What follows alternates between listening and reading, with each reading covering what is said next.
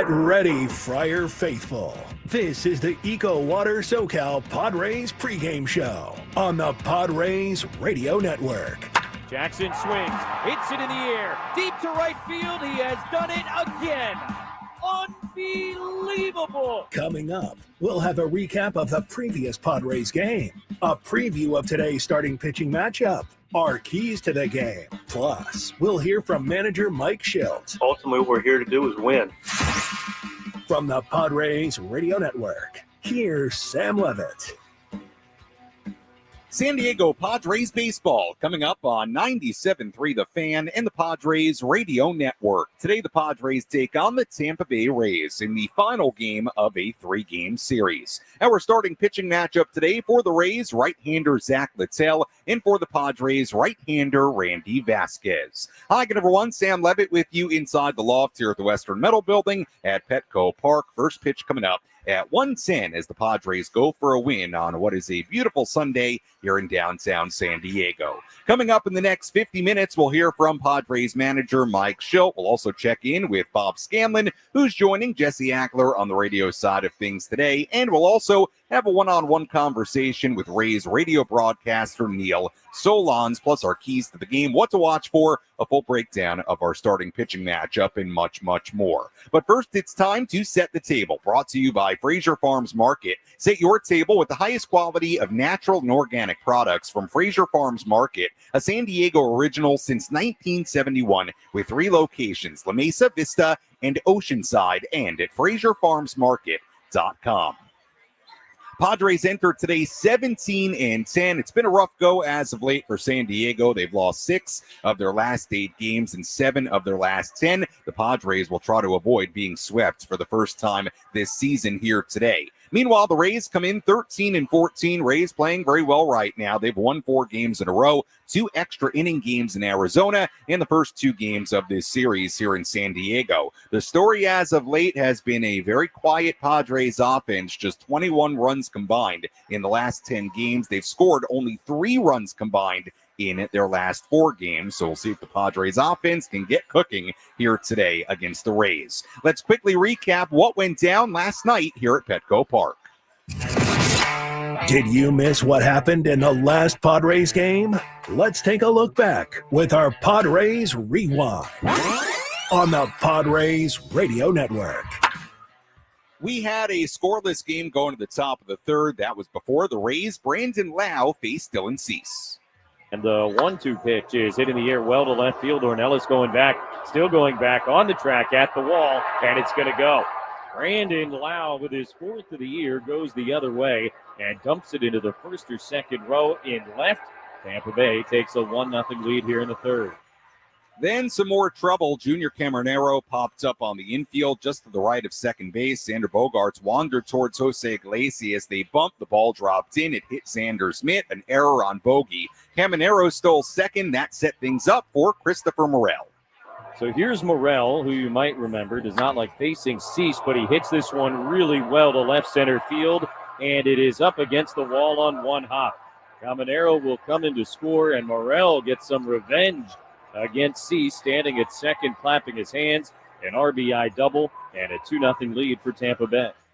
The Padres trailed 3-0 as we went bottom 6. Tyler Wade hit a leadoff triple against Rays starter Ryan Pepio with 1 out, and Wade still on third. It was Fernando Tatis Jr. 1-0 to Fernando, hit on the ground through the right side and into right field, a base hit. Wade will trot home, and Fernando Tatis Jr. with his 2nd hit of the night drives in the first Padre run in a bit, and it's 3-1. Gavin Sheets grounded into a double play to end the inning. Padres bullpen kept it a 2-run game. Tatis then came up with the tying runs on base in the bottom of the 8th inning, but he struck out. Rays got a run in the top of the 9th, and that was it. Final score yesterday, the Rays 4 and the Padres 1. Fernando Tatis Jr. had 2 hits and an RBI. Tyler Wade had 2 extra base hits and was on all 3 times in yesterday's game. As always, if you want to get involved on our pregame coverage, you can do that in a number of different ways. You can find me on X at Sammy Lev, SammyLev. Instagram DMs open as well. Sammy Lev there too. Let me know What is your key to this series finale? How do the Padres get a win here today? May just share your key to the game coming up a little bit later on. And for those watching on the 97.3 The Fan YouTube channel, you're also invited to comment on the YouTube stream as well. Let's go inside the Jerry Coleman Broadcast Center. Let's take a trip up to the Padres broadcast booth for a deep dive on today's matchup with Bob Scanlon in our Padres game preview on the Padres Radio Network. Well, Scans, let's start with the headline right now for the Padres with this team struggling a little bit, and that is the lack of offense. Padres obviously shut out on Wednesday, shut out on Friday. Only one run scored yesterday. Scans, to you, how do the Padres get this offense going? You got to stick with what's been working all year, right, Sammy? I mean, things have not been working over the last 3 ball games. There's no doubt about it. But do you go and change everything? Do you change your approach? Do you change and try to be more aggressive and, quote-unquote, make things happen? I think that's probably the worst thing that this ball club can do. I mean, one of its strengths has been its patience. When you go 88 games or whatever it was without getting shut out, it's because of a reason. You've got good processes coming into the game. You've got good prep coming into the game. You've got good game plans, and you execute them over the course of the game. Does that mean that it's going to work every game? No, absolutely not. There's going to be moments like this, and the key thing is not to panic, not to try to do things that you haven't normally been trying to do or to try to do too much. It's classic, and we're all human beings, including these players, and that is the natural tendency. So from my perspective, it's, look, you know what you're trying to do. Petco style of hitting. Be patient. When you get your pitch, try to hit it to the big part of the field. Hit it up the middle. Go up there knowing what you're hunting for. And I think Victor Rodriguez and the rest of the staff do an amazing job of preparing these guys, and that's a big reason why they didn't get shut out for as long as they have been. So not the time to push the panic button or to start changing things because of a few games, in my opinion.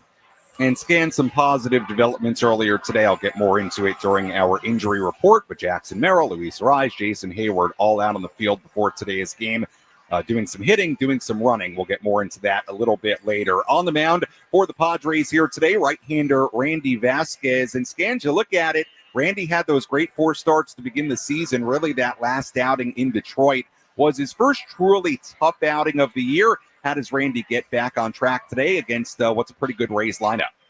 Pretty simple. Get back to locating that cutter. That's been the difference maker for him this year. It's been effective against right-handers and, most importantly, left-handers as well.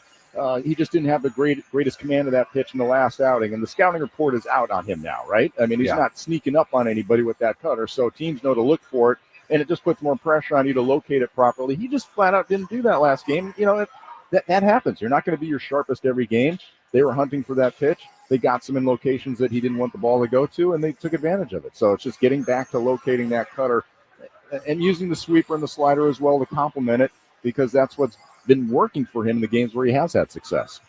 On the other side of this pitching matchup today, Bob, Zach Littell on the mound for the Rays. Padres have seen him a lot over the years, mostly when he was a reliever for the Giants. He's given up a lot of home runs early in the season. What can you tell us about Zach Littell, what he might bring today? Yeah, it's interesting. He's a command guy. He doesn't walk anybody pretty much over the course of his career, and he's done a nice job. He went from the journeyman sort of reliever, as you mentioned, to really becoming established in the Tampa Bay Rays starting rotation last year. And nothing's going to change for him. He's not an overpowering guy. He's going to use his slider and his split finger, and he's going to locate his fastball on the corners and really, force you to swing the bat. He's going to go after you, but he's going to go after you on the corners. He's had some home runs allowed. Most of them came really in one inning of one game against the Angels. He allowed 4 long balls. So, that was a game where he didn't have his best command. And as we mentioned, because he's not an overpowering stuff type guy, when he doesn't have that command, you can do some serious damage. But generally, he's a guy that's going to try to get you to chase after his pitch on the corner. And that's where the discipline part comes in. And hopefully the Padres can apply some of that today.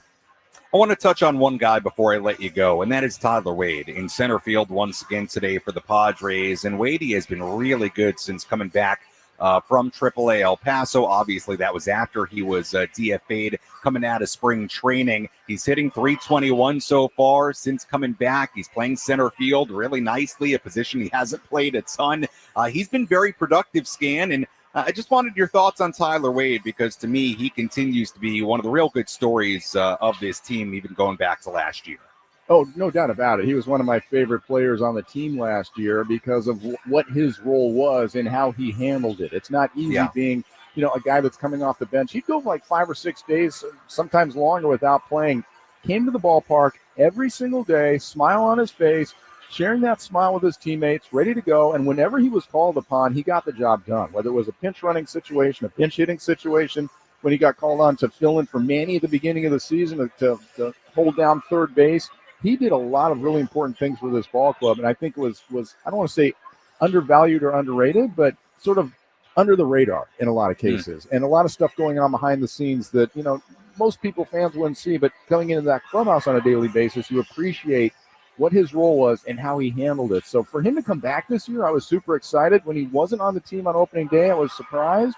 And I was concerned because he had an opportunity to go to other teams if he wanted to, chose not to, chose to stay here with the Padres because I think he understood at some point he was going to get his opportunity and really appreciated this clubhouse and understood his role in this clubhouse. So to have him back is great, and to see him getting this playing time, again, I think he's done a fantastic job, covering center field for Jackson. He continues to do what he does in the batting order, getting on base, being pesty, being able to move guys over, whatever's asked of him, and doing it with a smile on his face and keeping the boys loose in the clubhouse in the meantime. So I can't say enough about Tyler Wade, what his role is on this team and how good he is at it. Great insight, Bob, as always. We'll talk to you and Jesse coming up at the top of the hour as the Padres and Rays play this series finale. Enjoy the off day tomorrow, and so we'll talk to you coming up here soon. Bob, thanks so much. Sounds good, Sam. Thanks. All right, Bob Scanlon joining us on our EcoWater SoCal Padres pregame show here on the Padres Radio Network. First pitch coming up at 1:10 here at Petco Park. A quick look at the lineup today for the Padres. It looks like this. Fernando Tatis Jr. in right field leading off. Gavin Sheets, the first baseman, batting second. Manny Machado at third base, batting third. Xander Bogaerts, the shortstop, batting cleanup. Oscar Gonzalez in left field, batting fifth. Tirso Ornelas, the DH, batting sixth. Jose Iglesias at second base, batting seventh. Tyler Wade back in center, batting eighth. And Martin Maldonado doing the catching, batting ninth, again with right-hander Randy Vasquez on the mound for the Padres. When we come back, we'll hear from Padres manager Mike Shildt. Plus, a little bit later, I go one-on-one with Rays radio broadcaster Neil Solondz. We get a good preview of Zach Littell, even more than what Bob already told us about Littell. And I get some insight on a number of different things from Neil Solondz. Plus, we have our keys to the game. Injury updates for you. There were positive developments today here at Petco Park. Nothing that Mike Shildt said, but just what I saw with my own two eyes. So I'll get you up to speed on that a little bit later as well. First pitch at 1:10. You're listening to the EcoWater SoCal Padres pregame show on this Sunday here on the Padres Radio Network.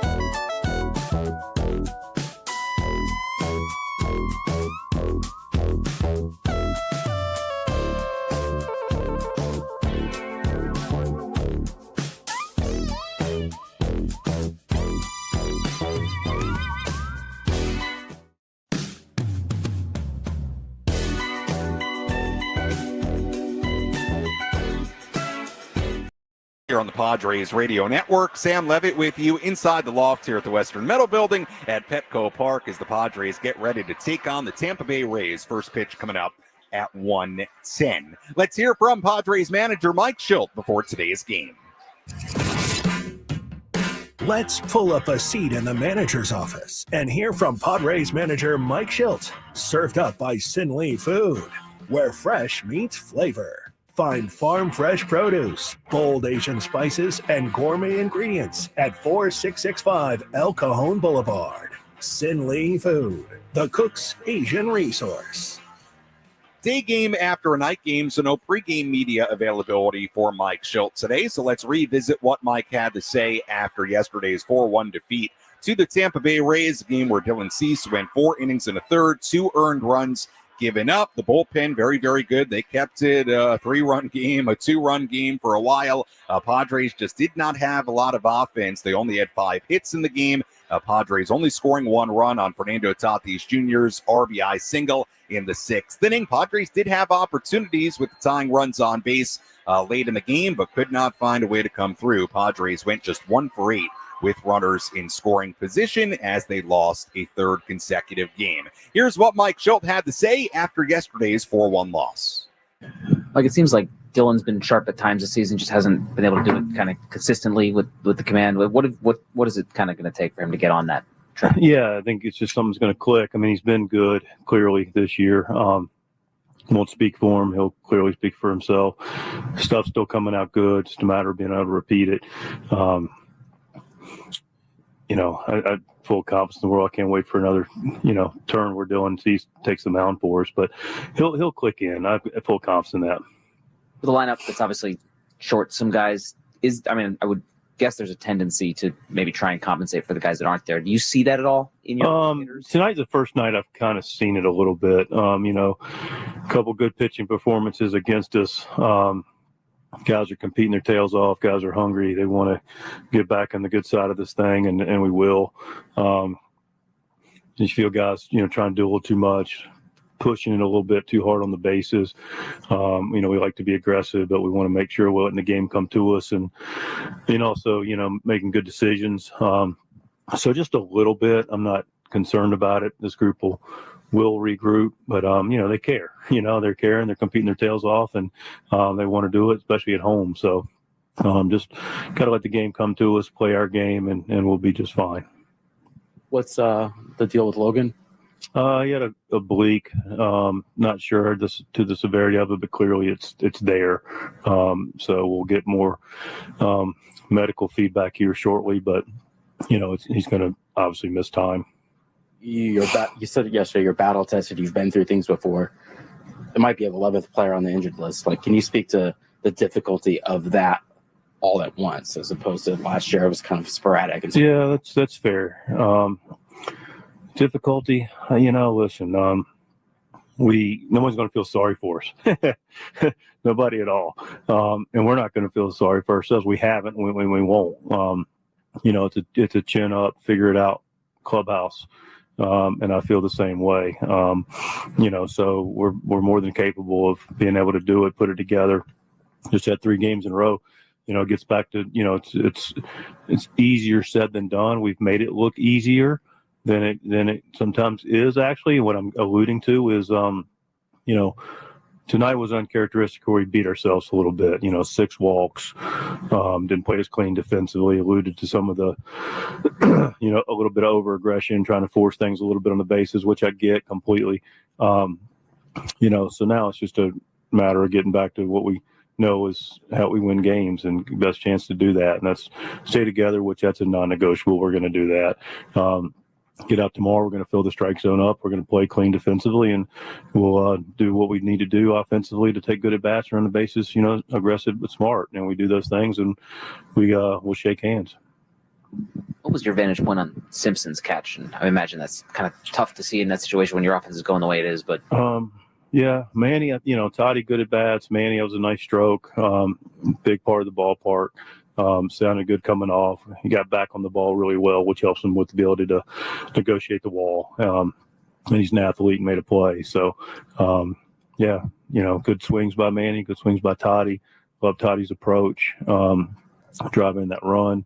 Not try to do too much, letting the game come to him, doing what the game calls for, in his words. So yeah, both those guys are in good spots. That was Padres manager Mike Shildt after yesterday's game, a 4-1 loss to the Tampa Bay Rays. We'll hear more from Mike on our post-game coverage coming up later on this afternoon. Sam Levitt back with you inside the loft here at the Western Metal Building at Petco Park. You heard a question there about Logan Gillespie, who came out of his appearance yesterday, had to exit the game. Well, the Padres did make a move before today's game. They placed right-hander Logan Gillespie on the 15-day IL with a left oblique strain. They also transferred right-hander Brian Hoeing to the 60-day IL. And what that did was open up a spot on the 40-man roster. So the Padres selecting the contract of right-hander David Morgan, who was down at AA San Antonio. He has been called up to the major leagues. Again, Gillespie to the IL. Now Morgan in the Padres bullpen, and Brian Hoeing transferred to the 60-day IL. Now, I have not had time to calculate or see what exactly that means for Brian Hoeing, when exactly he would be eligible to come back. So I don't want to say anything about that. But again, the way they cleared up a spot on the 40-man roster, Hoeing is now on the 60-day IL. As far as this right-hander David Morgan, just so you know a little bit about David Morgan, a name you might not be all that familiar with. He was down at AA San Antonio, 3.12 ERA in 7 appearances, 8 2/3 innings. He struck out 19 in 8 2/3 innings to begin the year with AA San Antonio. He has a pretty interesting story. He went to Hope International College, an NAIA school in Fullerton, was a star center fielder there, always had a great arm. So in 2022, the head coach at Hope International asked him if he wanted to pitch. He threw just 9 innings the 1 year he pitched there, then pitched in a summer collegiate league. Padres saw him a few weeks before the draft, offered him a workout at Petco Park. He went, faced some hitters, and then later the Padres signed him as an undrafted free agent. He actually was born in Chula Vista, and from a lineage of San Diegans. So pretty cool with David Morgan now in the major leagues. And we'll see when David Morgan makes his major league debut. But again, those were the transactions earlier today. Gillespie to the IL. Morgan getting called up from San Antonio and to clear the spot on the 40-man. Brian Hoeing transferred to the 60-day IL. First pitch coming up at 1:10 here at Petco Park. Let's tell you who's hot, who's not. Which player is locked in at the dish? Who needs to kick things up another notch? This is Who's Hot, Who's Not on the Padres Radio Network. We take a look at who's hot, who's not. Let's begin with the hot category. Fernando Tatis Jr. still in there. He had 2 hits last night, 2 hits on Friday. Still swinging the bat really well right now. His last 13 games, hitting .333 with 6 home runs at 1106 OPS. So despite the Padres not scoring much lately, Fernando continues to do Fernando things. The not category, Manny Machado, just 5 for 29 in his last 8 games. Xander Bogaerts 0 for 10 in his last 3 games, just 2 for 17 in his last 5. Bogey batting just 152 in the last 10 games. Gavin Sheets 0 for 15 in his last 4 games. Elias Diaz 3 for his last 23, although one of those hits was a home run. Diaz not in the lineup today. Martin Maldonado doing the catching for the Padres today. And that's a quick look at who's hot, who's not, as we get ready for this series finale between the Padres and the Rays. When we come back, we hear from Rays radio broadcaster Neil Solondz. A little bit later, we have a full look at the out-of-town scoreboard, a breakdown of today's starting pitching matchup between Randy Vasquez and Zach Littell. Much, much more to do on our EcoWater SoCal Padres pregame show. This is the Padres Radio Network. Hey, gang.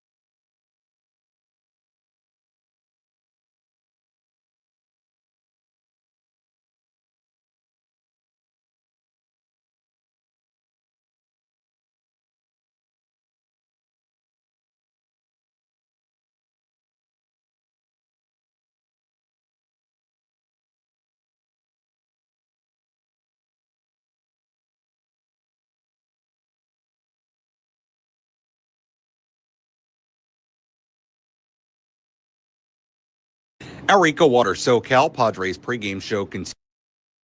Our EcoWater SoCal Padres pregame show continues here on the Padres Radio Network as we get ready for this series finale between the Padres and the Tampa Bay Rays. Sam Levitt with you here at Petco Park, and right now I'm joined by one of the Rays radio broadcasters, Neil Solondz. Neil, good to have you here in San Diego. How's it been in America's finest city? It's been great. Nice to chat with you. This is one of my favorite spots to visit, if not the favorite spot, and the reasons are obvious. The atmosphere in the ballpark, how welcoming the city is, the food around the ballpark. So it's been a fun weekend, and I mean, from a Rays perspective, it's been I think as good as you could have expected. Let's talk about the Rays. 4 straight wins. Obviously, the pitching has been very good in this series. How would you characterize how the Rays have been playing, but also the very early part of this season in its entirety? In its entirety, it's been somewhat uneven, and that's why this group is a game under 500. In some ways, they've been somewhat unlucky because there have been a lot of one-run games that they've dropped while they're hitting at a high average with runners in scoring position. It seems like it ebbs and flows. They'll have a game where they go 7 for 16, and then a game where they go 1 for 11. And that one doesn't seem to drive home a run. They've lost a couple of 1-0 games, a 2-1 game. But I think on this road trip, they've played much better. And I think by and large, they've played clean. They've played with good energy. The quality of at-bats have been good. But it begins with pitching and defense. That's what this team has got to be about. And so far, they've pitched and caught it quite well. Speaking of pitching, right-hander Zach Littell on the mound for the Rays today. What can you tell us about what Littell's done so far this year? Well, I can tell you he's been extremely unlucky. In 5 starts, they've scored a total of 4 runs for him while he's been on the mound. And that would explain in large part why he's 0-5 at this point, with an ERA that I think is a little bloated because of one really bad outing. I think similar to Dylan Cease, he had an outing against the Angels where he gave up a ton of runs, and the other starts have been really competitive. He had a game against the Yankees where he lost 1-0. He had a game against the Rockies where he lost 2-1. And he's been that way the last 2.5 years. Every time he starts, they don't score runs. But fastball, slider, split mix, tries to keep guys off balance. Strangely, he's been better against righties than lefties this year, which I guess right now against San Diego plays well because they don't have many lefties in the lineup. We're joined by Rays radio broadcaster Neil Solondz here on the Padres Radio Network on our EcoWater SoCal Padres pregame show. A trade last summer between the Padres and the Rays. Padres acquiring right-hander Jason Adam, who has been terrific so far in a Padres uniform, just like he was with the Tampa Bay Rays. I know you got a chance to catch up with Jason earlier this weekend. Your impressions of Jason Adam and his time in Tampa Bay? He's as good a human as he is a pitcher. Yeah. And that really says something. He really broke out with the Rays. I think when he joined them, he was one of those guys, is he going to make the club or not? Yeah. And then he went from one of the last guys in the bullpen to the most valuable guy in the bullpen in a very short period of time. He was willing to make adjustments. He really was receptive to the changes that Kyle Snyder suggested. And then he took off, and it hasn't changed since he's gone to San Diego. We miss him, but are happy for him and wish him a lot of continued success. Neil, obviously an unfortunate situation this past winter with Hurricane Milton, the Rays playing at George M. Steinbrenner Field, home of the spring training home of the New York Yankees. We were talking off the air just before we started recording, but obviously, people losing their homes, a really serious situation. How has the experience been transitioning to the Yankee spring training stadium and kind of what's going on in Tampa Bay? It's been as good as it can be. I think our staff has, first of all, the Yankees have been great in terms of providing a place. And then our staff has been great in terms of making it a home. It's not just a house, it's a home for our players and for our staff. The clubhouse amenities are as good as it's going to get, which certainly will help when we have rain delays at some point during the course of the year. The schedule is front loaded. So this group is going to have to get used to playing on the road in the second half of the season. And I'm hoping that having success in Arizona and San Diego and having a winning road trip allows this group to feel, okay, maybe some of these long road trips will help galvanize the group, make them closer as a unit. I think they've certainly played that kind of baseball this trip, and hopefully they become a good road team because in the second half they'll have to be. Well, Neil, the Padres trying to avoid a sweep at the hands of the Rays here today. As always, appreciate the time. Great to see you and Andy. You guys do a great job on the Rays radio broadcast. We'll see you in Tampa Bay next year. Or who knows? Maybe World Series, something like that. Never know while we sit here in April. Neil, thanks so much for the time. Appreciate it. Of course. And I'd be glad to come back here and enjoy some more time in San Diego if that's the reason why. Who's in? Who's out? This is the Bada Fulkerson Injury Report, presented by San Diego's Bulldog Injury Attorneys, who hope you're never in an accident. But if you are, make Bada Fulkerson the first call you make. Hit them up 24/7 at badafulkerson.com. A quick update on a number of guys on the IL right now. Guys like Luis Arise, guys like Jackson Merrill, Jake Cronenworth, Jason Hayward. And there's no news with any of those guys as far as when they may return exactly, although Luis is eligible to come off the IL on Tuesday. We'll see if he does come off the IL for that series opener against the San Francisco Giants. But I can tell you, the good news from today is that Jackson Merrill, Luis Arise, Jason Hayward, Jake Cronenworth, they were all out there doing various baseball activities. I'll tell you what I saw with my own two eyes. I saw Merrill and Arise and Cronenworth and Hayward running BP for Jackson, for Luis, for Jason Hayward.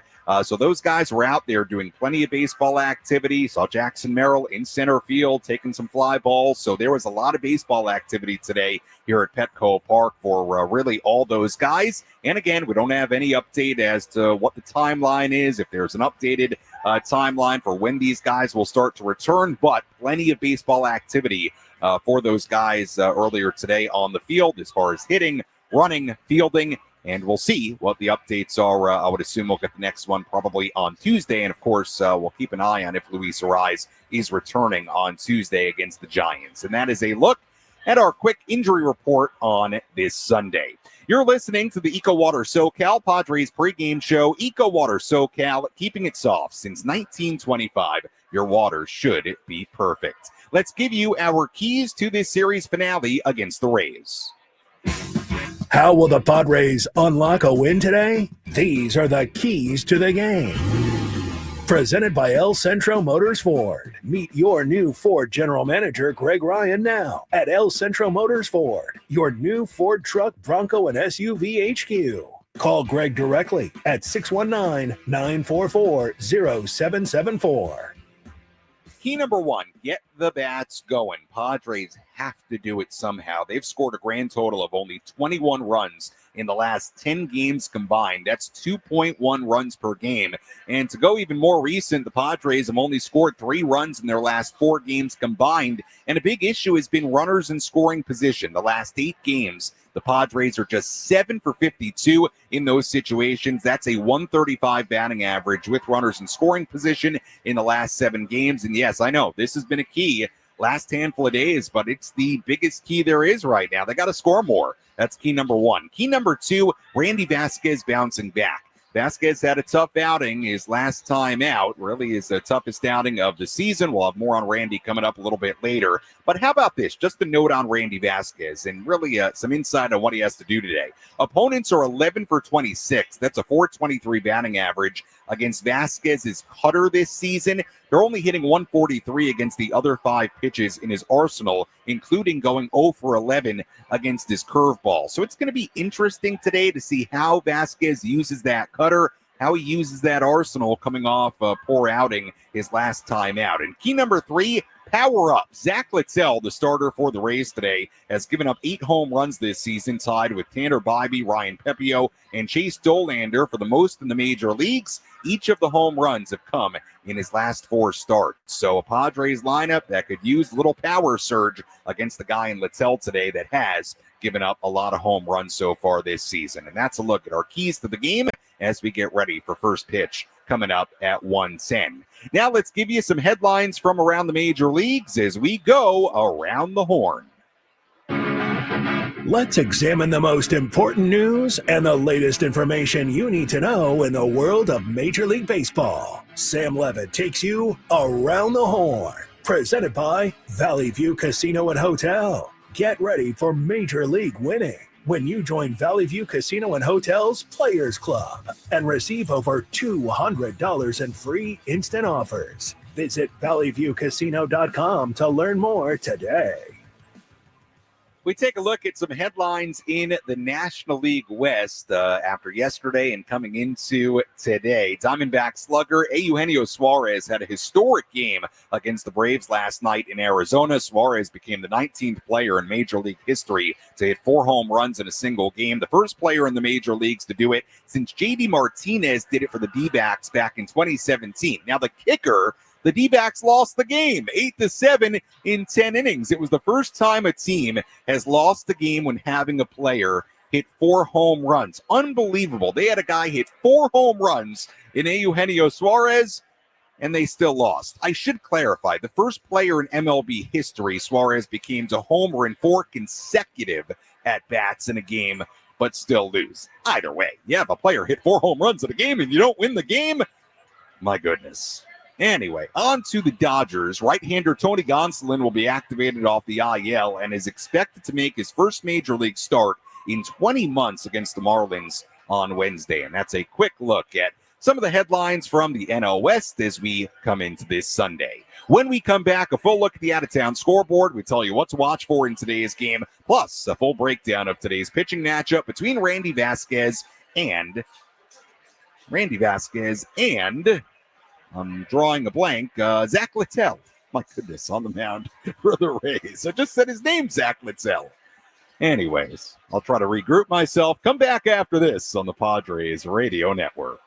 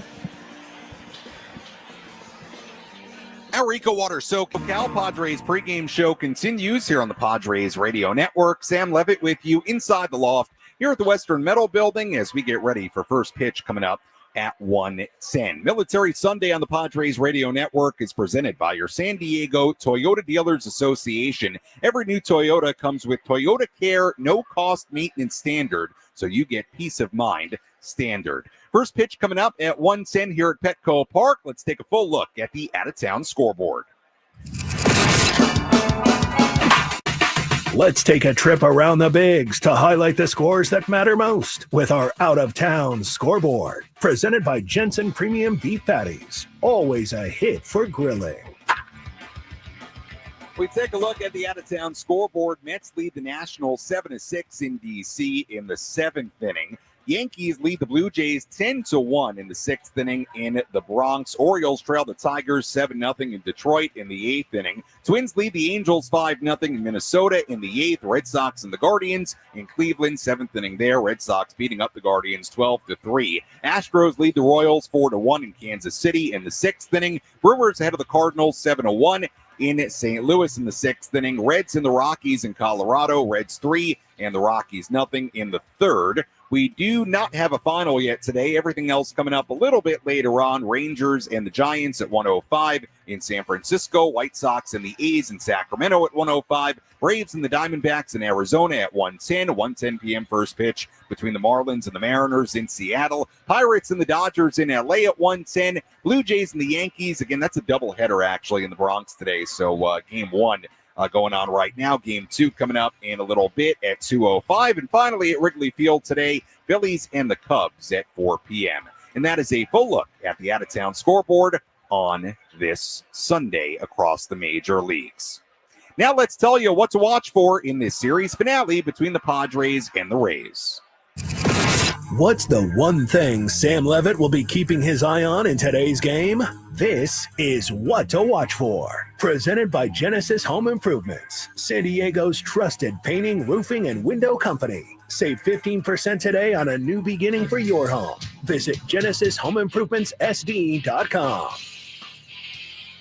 What to watch for in today's game. Let's focus on Yandy Diaz, who has been really good for the Rays as of late. Diaz is 8 for 19 in his last 4 games with 3 extra base hits and 5 RBIs. He was batting just .230 over his first 24 games of the season, and Diaz is back in the lineup for Tampa Bay today, DHing and batting third. So how do the Padres control Yandy Diaz today? That's really what I'm looking for. He's had a big impact for the Rays lately. We'll see if Randy Vasquez can limit Yandy Diaz and the rest of this Rays lineup here today. Again, our starting pitching matchup today, Randy Vasquez for the Padres, Zach Littell on the mound for the Rays. First pitch coming up at 1:10 here on the Padres Radio Network as the Padres take on the Tampa Bay Rays in this series finale. Let's take a deeper look at our starting pitching matchup. Let's take a look at who's on the bump today with our starting pitching preview on the Padres Radio Network. On the mound for the Padres today, right-hander Randy Vasquez. So far in 2025, 5 starts, a 3.97 ERA, 22 2/3 innings. He's only struck out 9 and walked 17. His last start against the Tigers, 2 innings, 6 earned runs given up, 5 hits and 3 walks. 4 starts before that once begin the season. He was really good, a 1.74 ERA in 20 innings and 2/3. Vasquez faced the Rays last August in Tampa. It did not go well. He went just 4 innings and a third, allowed 9 earned runs on 11 hits. He allowed 5 extra base hits in that game, including a home run to Junior Caminero. Right-hander Zach Littell on the mound for the Rays today in 2025. 5 starts, 5.28 ERA, 29 innings, 29 hits, 8 home runs given up, tied for the most allowed in the major league so far this season. Littell has essentially had 3 great starts so far and 2 rough starts. One of the good ones was his last time out in Arizona, where he went 6 innings, gave up 3 earned runs. Saw the Padres a ton out of the bullpen when he was a member of the Giants, a 5.40 ERA in 18 appearances against the Padres in his career. This will be his first career start against the Padres. Manny Machado, 4 for 8 against Littell. Elias Diaz, 3 for 8 against him with a home run. But again, like we told you, Martin Maldonado in the lineup today for the Padres. But we have seen Mike Shildt pinch hit Elias Diaz pretty early in games if the situation calls for it. So we'll see what happens with all that. But Zach Littell on the mound for the Rays today. And that's a look at our starting pitching matchup between Randy Vasquez and Zach Littell. Padres trying to bounce back here today. They come in a record of 17-10. The Rays at 13-14. Should be a fun one here at Petco Park. It is a beautiful Sunday afternoon here in San Diego. Padres going for a win and to hopefully give the fans a lot to cheer about. Should be another great crowd here at Petco Park. When we come back, Jesse Agler and Bob Scanlon have the full starting lineups, first pitch, and all the play-by-play. I'll talk to you on our post-game coverage. You're listening to your home for San Diego Padres baseball, 97.3 The Fan, and the Padres Radio Network. First pitch is coming up in just about 10 minutes right here from Petco Park. Enjoy the game, everybody.